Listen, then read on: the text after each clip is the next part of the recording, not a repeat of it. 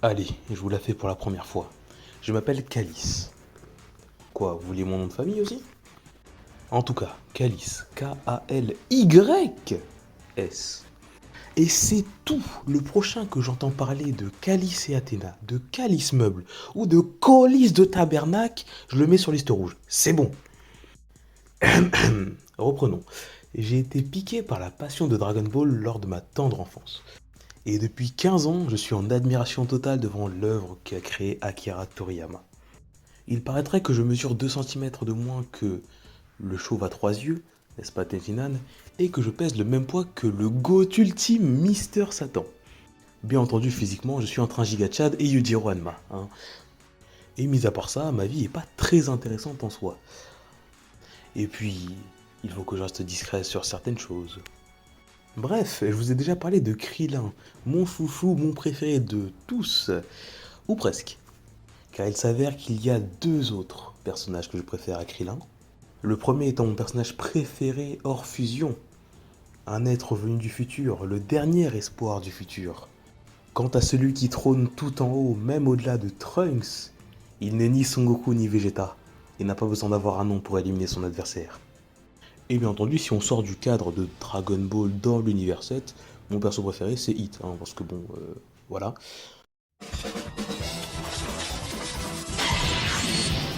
Et j'ai grandi avec les débuts de YouTube et en tant que gros fan d'Inazuma Eleven, bien entendu que j'ai cherché comment avoir tel ou tel personnage dans les jeux.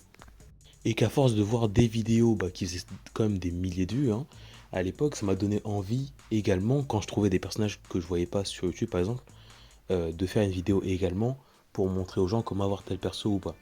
Mais il s'avère que j'avais rien pour filmer à l'époque. J'ai donc dû attendre quelques années, lorsque j'ai eu mon premier téléphone, ma première vidéo, entre guillemets, hein, ça a été une vidéo sur Dragon Ball Z Dokkan Battle, qui venait de sortir à l'époque. Et donc logiquement, c'est devenu mon jeu favori. Et puis quant à la vidéo, Et yo tout le monde, on se retrouve sur une vidéo de Dokkan Battle. Nous allons faire l'événement de Sangoku pour essayer de pouvoir éveiller notre Sangoku. je préfère éviter le sujet.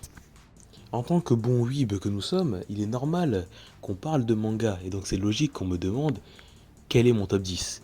Le voici. D'ailleurs, avant de vous le donner, il faut savoir que mon top 10 change très régulièrement, en fonction de ce que je vois du coup, et ce que je découvre, et que je surkiffe ou pas.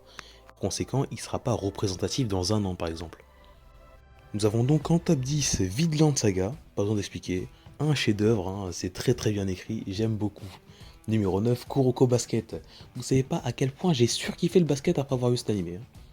Numéro 8, Baki. Baki the Grappler, Baki Hanma. Globalement, l'univers entier de Baki, hein, pour faire simple, hein, parce que bordel, qu'est-ce que j'aime la bagarre, et qu'est-ce que ça représente bien la bagarre, ce manga, quoi. Et puis bordel, hein, Yujiro Hanma. Hein. Si, si il fallait que je représente la puissance avec un personnage, ça serait lui. Vraiment, c'est une folie. Hein. Numéro 7, nous avons FMAB. J'ai surkiffé l'histoire, j'ai surkiffé les personnages, mais ce qu'il y a au-dessus, c'est trop au-dessus. Numéro 6, Yu Yu Hakusho. Juste le générique, il froisse votre animé préféré. C'est bon pour vous ou pas? Yu Yu Hakusho, c'est vraiment le Hunter x Hunter en mieux.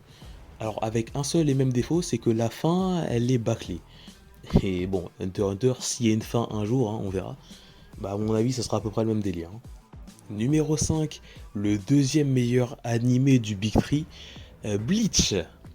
Alors je vais être parfaitement honnête avec vous, Bleach, je l'ai découvert en 2021 je crois. Avant je voulais pas regarder, et bon Dieu qu'est-ce que c'était bien. Waouh, franchement je suis un connard, j'aurais dû commencer plus tôt. Genre j'ai parlé du Jiro Hanma tout à l'heure, mais Aizen, Sosuke Aizen existe, c'est un truc de fou. Le frérot, il a créé le manga dans lequel il vit, c'est une folie. Mais malgré la toute-puissance d'Aizen Sosuke, numéro 5, JoJo's Bizarre Adventure, c'est trop bien. En fait, c'est-à-dire que on peut ne pas apprécier la partie 1 de Jojo, mais c'est pas une excuse. Je suis désolé. Jojo, tu commences par la partie que tu veux en vrai. Tu prends la partie que tu veux, tu kiffes, et après t'assumes que c'est un manga incroyable. Parce qu'il y a quand même Dio dedans, il y a quand même Kira dedans, Puis il y a quand même Funny Valentine dedans. Je dis ça, je dis rien. Numéro 3, on a un manga qui était dans la case PTDR Teki avant que j'ai vu le tome 2, Radiant. Manga français, Tony Valence, Tony Valent, pardon. Valente ou Valence, je ne sais plus, désolé. En tout cas, c'est un gigagoat. Deuxième mangaka préféré derrière Kara Toriyama, paix à son âme. Et puis Radiant quoi, non mais Radiant en fait, je peux pas dire à quel point c'est une masterclass parce que ce serait du spoil. Et ceux qui ont vu juste l'animé ou juste les deux premiers tomes, ils sont en mode ouais c'est cool Radiant, mais c'est pas juste cool en fait. Après à la fin de la saison 2 en tout cas, ça devient incroyable. Vraiment c'est trop bien. En plus de ça, le manga il est beau, mais qu'est-ce qu'il est beau le manga, waouh. Les illus sont magnifiques, les personnages ils sont trop stylés de base. Grim, Grim je l'adore et je le déteste en même temps. Faut lire le manga pour savoir, mais il est incroyable ce perso. Mais le manga n'est pas encore fini, du coup je ne peux pas le placer plus haut. Et donc du coup, plus haut, le meilleur manga du Big 3, Naruto. Et oui, One Piece est tout en bas. Naruto, j'ai pas besoin de m'étaler dessus, tout le monde sait pourquoi c'est incroyable. Naruto, c'est génial. Numéro 1, c'est pas Dragon Ball. Hé hé hé, je vous ai eu. Mon manga préféré all time, c'est Inazuma Eleven. Et là, je sais que je triche un peu parce que quand je dis le manga, je parle pas du manga Inazuma Eleven parce qu'il est vachement moins bien que l'animé, qui est lui-même moins bien que les jeux. Mais Inazuma, ça compte quand même. Et j'ai même pas envie d'expliquer pourquoi c'est mon animé préféré. En fait, il n'y aurait pas eu Inazuma Eleven, j'aurais été quelqu'un de différent. Vraiment, au même titre que Dragon Ball, ça m'a changé, c'est une folie. En mention honorable, j'aimerais quand même placer Beyblade parce que Ryuga, d'où Jésus, Ryuga c'est un perso de légende aussi.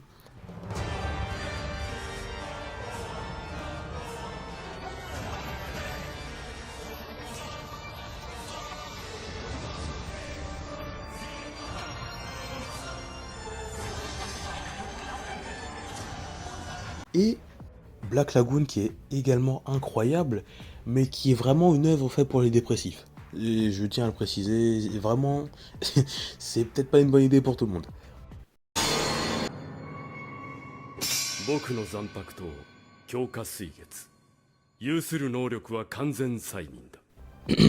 Bon, ça y est, on peut arrêter de faire semblant. Bien entendu, le numéro 0, l'indétrônable, Dragon Ball, il est tout en haut, faut même pas chercher à comprendre. Lui, je ne le classe pas avec les autres. Il est trop au-dessus. D'ailleurs, je préciserai que quand je dis Dragon Ball, je parle bien des 42 tomes de base. Hein.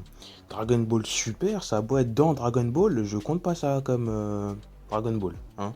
Des VGT non plus. Bref, tout ça pour dire que j'ai des goûts de roi et que je suis pas ouvert au débat. Histoire d'être à nouveau un peu sérieux, bon, vous avez vu les what if sur la chaîne, c'est devenu quand même une sacrée habitude, je kiffe faire ça, c'est génial. Et vous avez vu également que je ne fais pas que ça. Pour moi, quand je fais un what if, en fait, l'histoire que je crée, c'est vraiment la partie la plus intéressante que j'ai réussi à imaginer.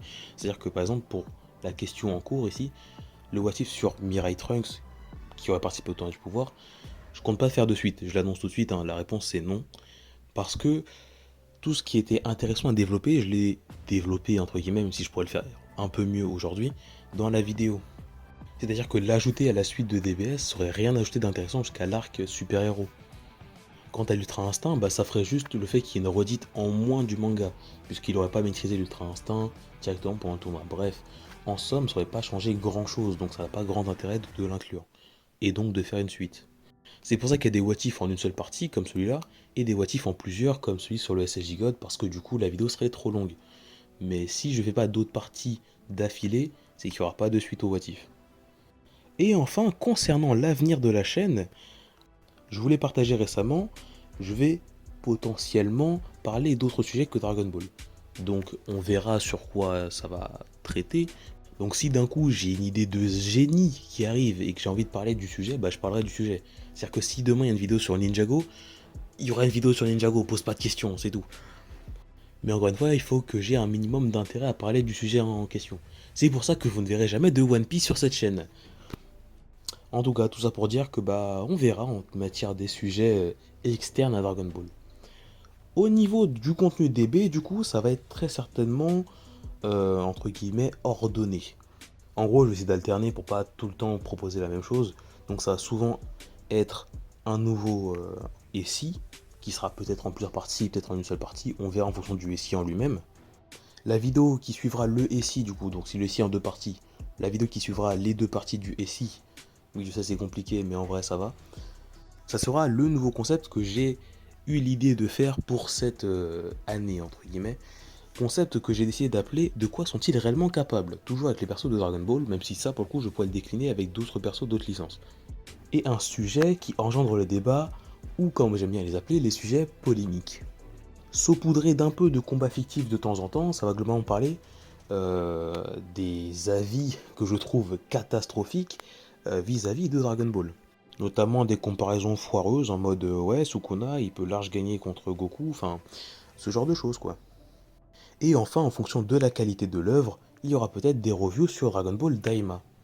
Et donc globalement, c'est avec ça que je vais tourner à chaque fois, il y aura une vidéo de chaque, et ainsi de suite jusqu'à la fin de l'année.